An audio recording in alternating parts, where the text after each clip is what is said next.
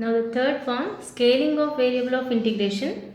We have to show that 0 to infinity integration minus e power at t power p minus 1 into dt is nothing but gamma p by a power p. For this we are taking the right hand side value, which is gamma p by a power p.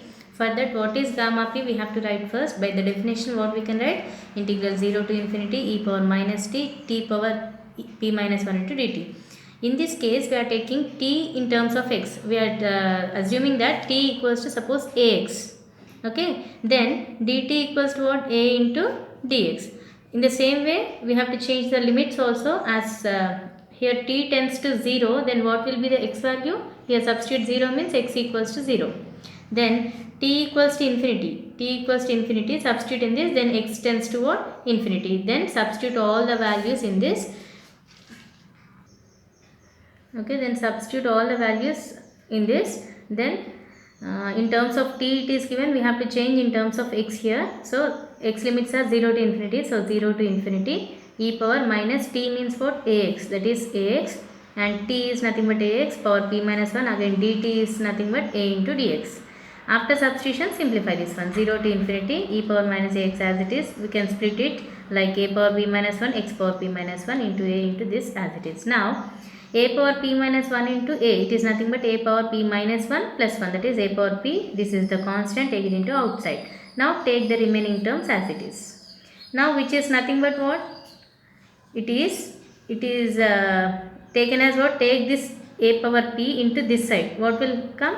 This is nothing but gamma p divided by a power p. So we are taking right hand side and we are proved the left hand side. Hence this third form is also proved. Okay, up to here gamma properties and forms are completed. Now we will discuss about properties of beta function. See, properties of beta function. First property, show that beta of p comma q equals to beta of q comma p. This is a very important property, which is the first property of beta function. To prove this, what is the beta definition? Beta of m comma n, which is equals to 0 to 1 x power m minus 1 and 1 minus x whole power n minus 1 into dx, which is the definition of beta function. We already discussed in the definition.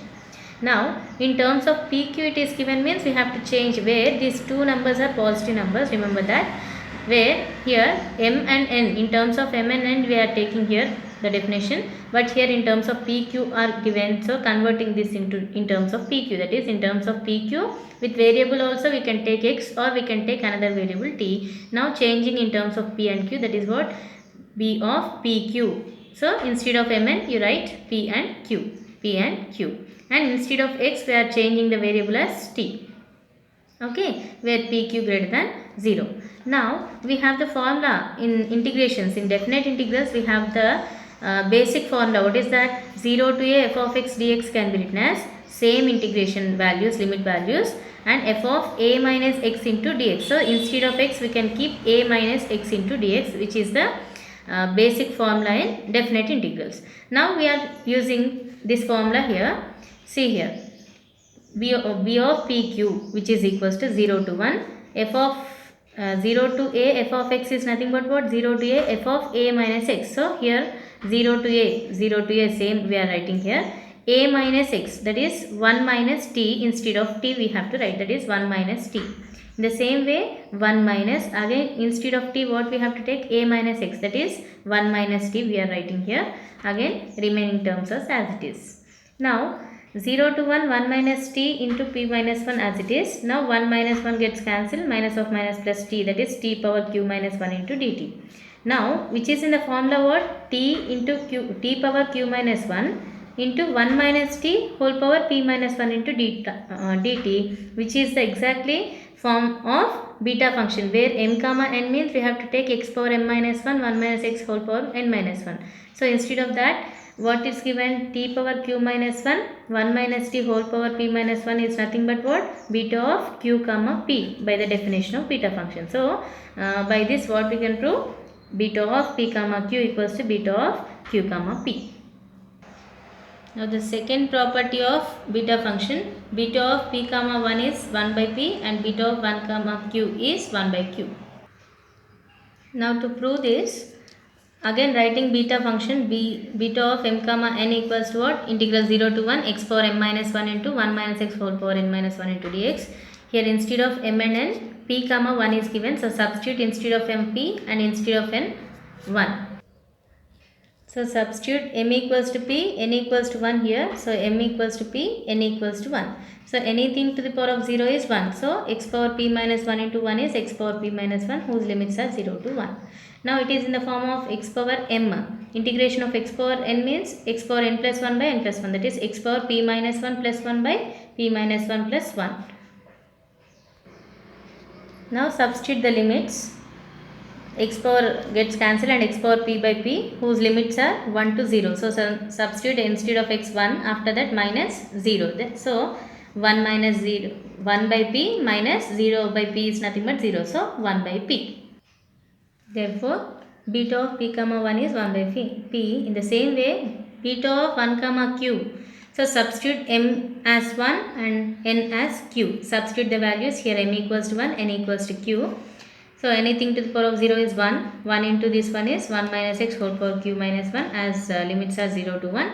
Again it is in the form of x power m, but here for x negative number is there. So again we have to integrate this one. That is what this integration is: x power n minus 1 by n plus 1 by n plus 1. Again derivative of this one is minus 1. That is minus 1 minus x whole power q minus 1 plus 1 by q minus 1 plus 1. That is q by q.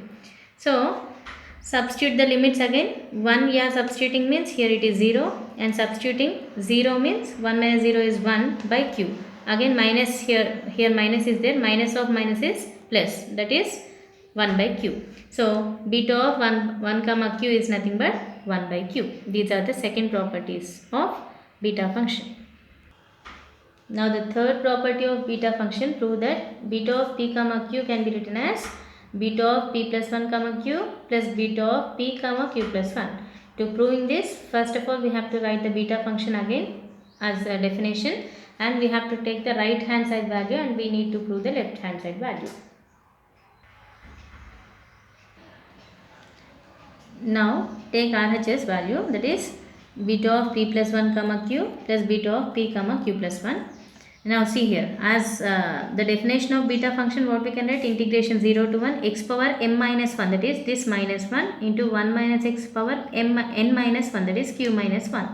In the same way write this for this also, that is x power m minus 1, 1 minus x power n minus 1 into dx. Now this gets cancelled here. Again take 0 to 1 x power p, 1 minus x whole power q minus 1. Similarly for this. After that, suppose any two integrations are same with same limits, then we can adding that one. That is what 0 to 1 this integration plus this value, like this.